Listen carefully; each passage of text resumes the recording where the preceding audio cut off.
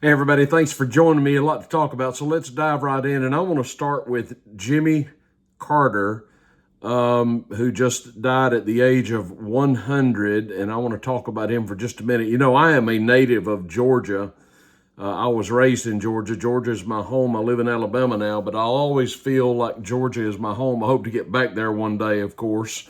All my kids live there, my grandkids. But anyway, I became a teenager about the time that he became governor of Georgia. We were not a fan of Jimmy Carter. He was a peanut farmer from Plains, Georgia. He was in the state house in Georgia, and he ran for governor and was successful, as you know, and he served for one term. And I will remember when Jimmy Carter started running for the presidency, Ford had succeeded Nixon. And in the '76 election, it was ultimately Ford versus Carter. And we would watch the news at night, and we would see Carter in these Iowa cornfields shaking hands with farmers, and we were looking at each other going, what is he doing? This guy is running for president. Jimmy Carter, our governor, is running for president. Didn't think much of him as a governor, and here he is running for president. But of course, he won. He defeated Gerald Ford, served for one term, and was handed a defeat by Ronald Reagan. So if we can be grateful for anything, it is that Jimmy Carter gave us Ronald Reagan. But I will remember those years. It was 76 to 80, and by his own admission, we were in a period of malaise. Now, I'm not too keen on Jimmy Carter. I don't think he was a very good president. A lot of people say, well, he was a bad president, but he was a very good man. I don't buy into either scenario. I don't think he was that great of a man either, to be honest with you. But I don't want to really dog him that much. I want to try and be balanced and as fair as I can be. If you go back that far as I do, you may remember Billy Carter, his brother. You remember Billy Beer? We were more fond of Billy than we were Jimmy, and Billy one time said he didn't support Jimmy himself. He was more for George Wallace, as my father was. But the Carter years were nothing to write home about. Our inflation was out of control. I well remember we had terrible prices. We had gas shortages. There were lines at the gas stations. He was right. It was a period of malaise and terrible inflation. High interest rates. It was really bad. And Carter lost handily to Reagan. But I have to be honest and tell you that to his credit, Jimmy Carter did not take a war footing as so many of his successors, both Democrat and Republican, have. He was mostly a peaceful man to some degree. You will remember during his tenure as president, we were mired in the Cold War with, I believe, Brezhnev was still the president of the old Soviet Union, and we still had a tense relationship with the nation that is no more. And we had, of course, the Iranian hostage situation. Iran held, I believe it was 52 American hostages for 444 days, and they released them on the day of Reagan's inauguration. I well remember that. And Carter returned to private life, and he began to do work with Habitat for Humanity and things of that nature. You gotta say of the Carters, they've got some fairly healthy DNA. Those people live a long time. His wife, Rosalind, died, I think, a couple of years ago, and she was probably 96 or 97 years old. I well remember Miss Lillian, Jimmy's mother. She was a character. But Jimmy made it to 100 years old. I think that his legacy is a mixed bag, to say the least. But I don't think he was a very effective president, but may he rest in peace, and we go on from here. All right, let me move on from Jimmy Carter to Mike Johnson. As you know, Mike Johnson is the current Speaker of the House, and he is facing, of course, with the new Congress, a re-election. There's been some scuttlebutt and some chatter as to whether or not he was going to be elected to be the Speaker of the new Congress that comes into session next month. And I wasn't sure how that was going to shake out. But yesterday, Donald Trump came out and heartily endorsed Mike Johnson for Speaker of the House. So I think it's probably a fait accompli. I think with the Trump endorsement, there's probably little doubt that Johnson will return to the Speaker's chair. I think this is a case where you kind of have to pick your battles. Johnson is going to win with the Trump endorsement. I don't think there's any question about that. I am not a fan of Mike Johnson. When he first became Speaker, he in his introductory remarks, he couldn't get a sentence completed before he pledged his fidelity to the state of Israel. And this just perturbs me because I am, again, to beat this drum again, I am an America First American. And that's one of the great selling points, if you will, that Donald Trump had, was always preaching about America First. Trump has been disappointing me a lot here lately, but I'm not surprised. And I expect over the next 4 years, I'm going to have quite a few beefs with Trump. But I never had this myopic or this Pollyanna impression of Trump, just thinking, well, if we can just get Trump in the White House, everything's going to be rosy. I never thought that. I just wanted to make sure that Harris didn't get into the White House. But Trump returns to the presidency with his own set of issues that I have issues with. I don't hear any calls for the cutting of spending, for the balancing of any kind of budget. Right now, I'm clinging to threads, and I just hope and pray that Trump will sit down, and I believe he will at least do this, that he will sit down with Putin and Xi and hammer out some differences, maybe pull the reins back on NATO, which is the United States, of course, and pull us back from the war footing that we are on. We shall see. But, Trump is, with all of this controversy over the H-1B1 visas and now the endorsement of Mike Johnson, it's going to make 4 years from now a little more interesting in terms of who succeeds Trump in the White House. I would assume, that Trump's successor would be his vice president. You would think if things go smoothly, it would be a kind of somewhat of a seamless transition from Trump to J.D. Vance. But, Vance, I guess to some degree, has to be loyal to Trump and has to sort of fall in line. I haven't heard him come out and say anything about this visa controversy. I know he's his own man, but he's on the Trump team right now. And, of course, Trump hasn't even taken office yet.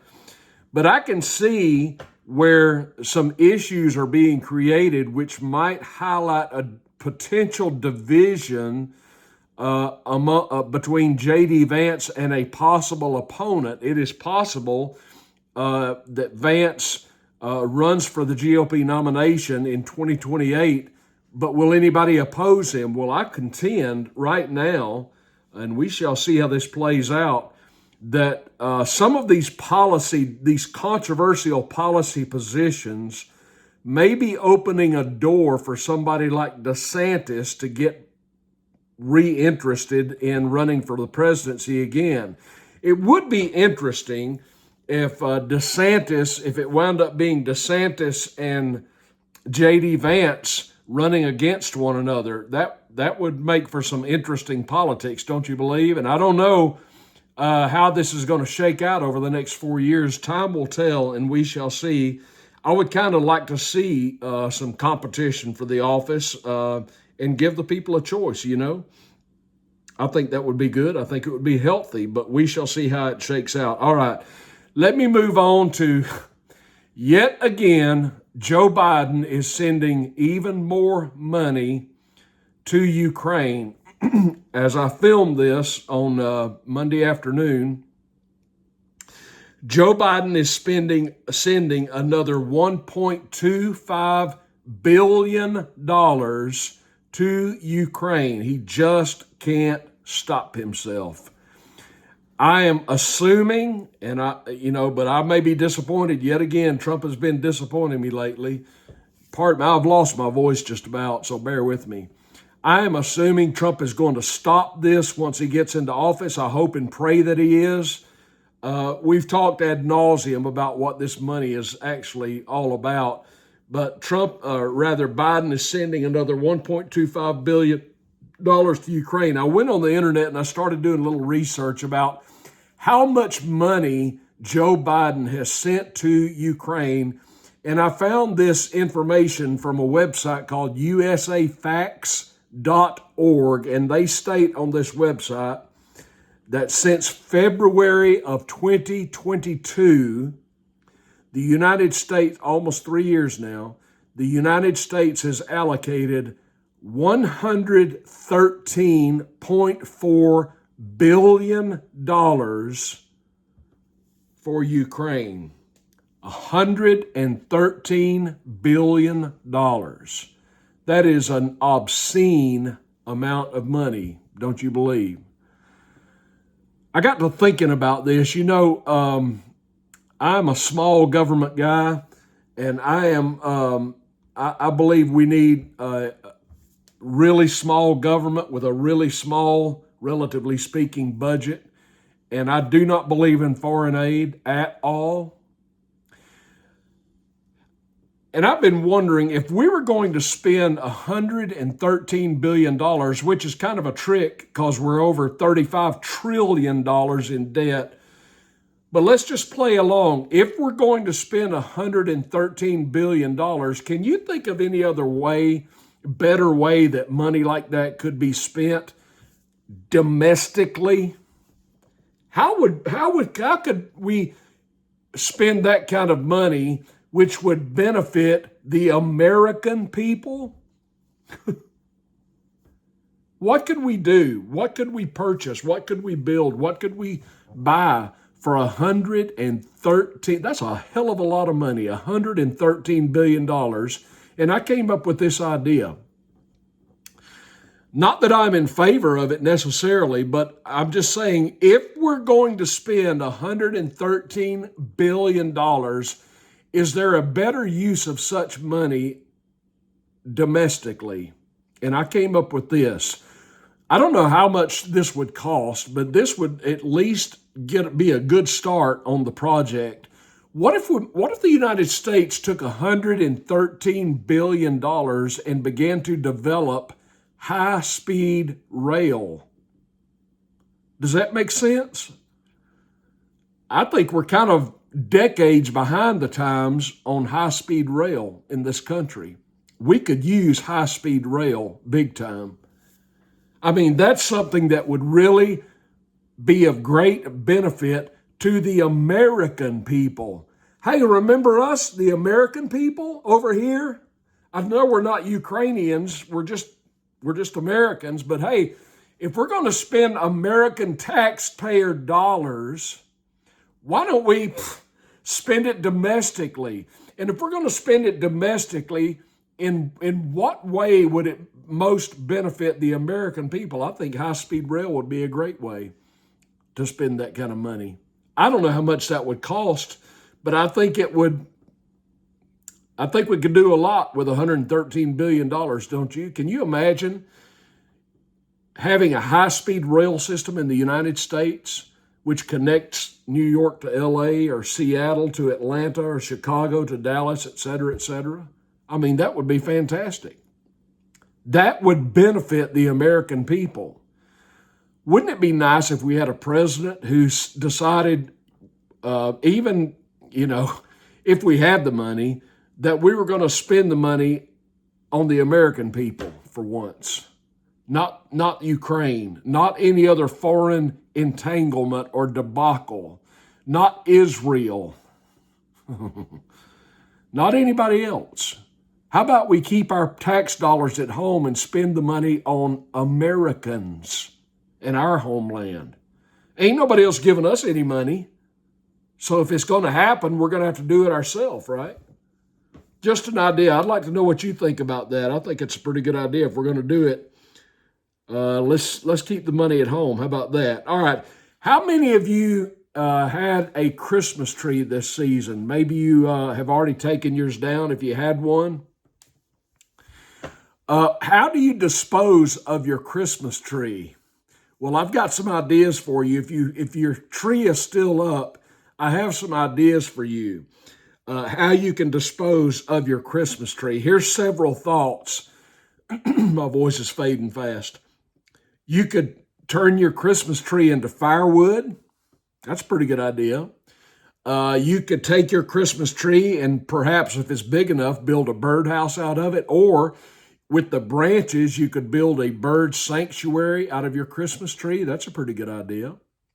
Or you could shred the tree and turn it into mulch. That's another idea for your Christmas tree. Or you could make cookies with it. Yeah, shortbread cookies with your Christmas tree. There is a woman who has written a book, and her name is, oh my goodness, her name is Julia Jorgalis. I believe that's how you pronounce it. And Julia Jorgalis has written a book entitled How to Eat Your Christmas Tree. This appeared in the New York Post. And she says this, quote, "The way that generally I cook Christmas trees is to use the needles like an herb, in the same way that you might use rosemary. You use the rosemary to flavor a dish, but you don't necessarily eat the rosemary itself." She published this book in 2020, and in her book, she has recipes for everything from Christmas cured fish to Christmas tree vinegar to Christmas tree and ginger ice cream. Another idea she has is to make herbal tea with the needles from your Christmas tree. So there you have it, just a handy little tip for you. If you want to dispose of your Christmas tree, there's some ideas for you. You might want to check out the book, How to Eat Your Christmas Tree. Just one extra tip from old Triple T here. Make sure you don't try this with an artificial tree. Don't do that. Hey, thanks for watching. Thumbs up on the video. Subscribe to the old Triple T channel if you would, and give me your comments down below. I really appreciate it. Everybody have a great day, and I'll see you soon.